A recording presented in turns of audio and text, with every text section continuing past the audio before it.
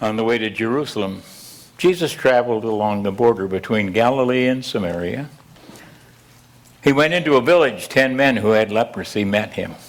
They stood at a distance and shouted, "Jesus, Master, have pity on us." He saw them and he said, "Go show yourself to the priest." And as they went, they were cleansed of leprosy. One of them, when he saw he was healed, came back praising God in a loud voice. He threw himself at Jesus' feet and thanked him, and he was a Samaritan. Jesus looked about. Were not 10 cleansed? Where are the other 9? Was no one found to return and give praise to God except this foreigner? Rise, go. Your faith has made you whole. The word from the Lord in the house of the Lord. Boy, all our readings, you can tell it's Thanksgiving season. All our readings are about Thanksgiving. This is actually this service that was scheduled for Thursday, if we had had one on Thursday. But I like the words and I like the thoughts, so you get to have Thanksgiving again, whether you like it. And those of you who stay for coffee hour will have Thanksgiving again. Won't be turkey. I promise you it won't be turkey. We didn't have any of that left when we left. So we got through 8 turkeys in good shape. In Deuteronomy we're reminded, think about what you got. Think about what you had 40 years ago. Think what you had, I don't want to get too far back for some of you, what you had 50 or even 60 years ago. And realize what you have now.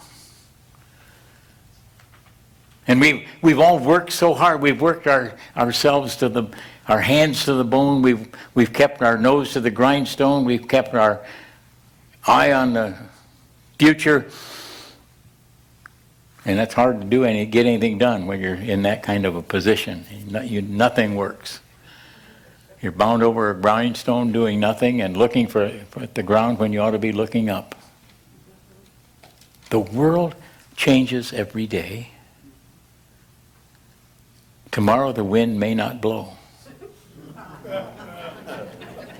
Or it may. But it won't really make a lot of difference. It will to those up us who are trying to hit a golf ball. But if you're not out there in the wind being foolish like some of us will be, then the wind won't make much difference to you. We'll go home from here and we'll be snug in our houses, and the wind will be out there. If we find ourselves snug in our relationship with God, then the wind is always going to be out there, not affecting us.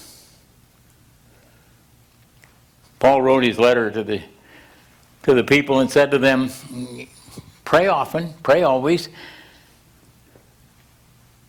But the real thing that he spoke to them about is their relationship with God. No one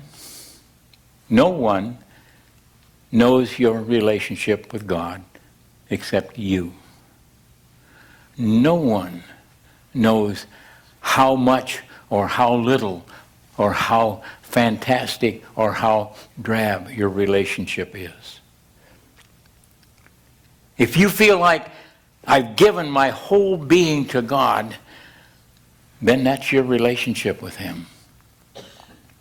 It isn't a matter of how many times you show up at church. It isn't a matter of how many times you stop by to help us out. It isn't a matter of if you come for breakfast and eat a really good breakfast and help us decorate next week. That isn't what determines your relationship with God. The doing, the activities, the acting, that's just part of life.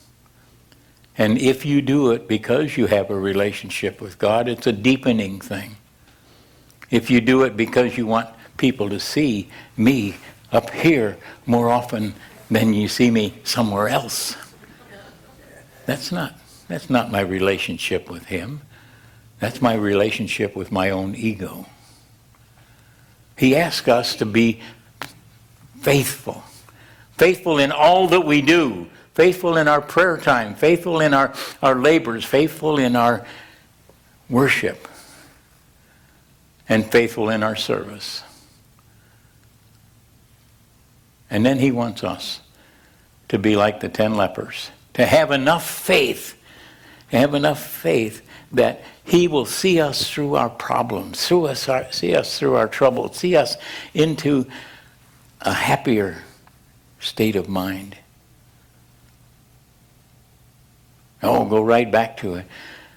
A person who is content with what they have is among the richest people in the world. The people who have a problem are the ones who don't have quite enough. It doesn't matter what we're talking about in terms of dollars or size of house or model of car. It depends and it refers to how we relate to what we have gotten in our lives. And if we can look in the mirror and say, I've done my best. I've been honest with myself. I've been honest with my dealings. I've been honest with my Lord. Then those are rewards that he expects for you. In the Old Testament, it says we should all sell all our goods, pool all our money, and give it away. And we soon find out that doesn't work because the same dozen people have it all again within a week. But he wants us to remember that God has brought his people through troubles and travails for century after century after century. He led them in a long trek across the desert to the promised land. And in Deuteronomy it says, I'm going to give you this land.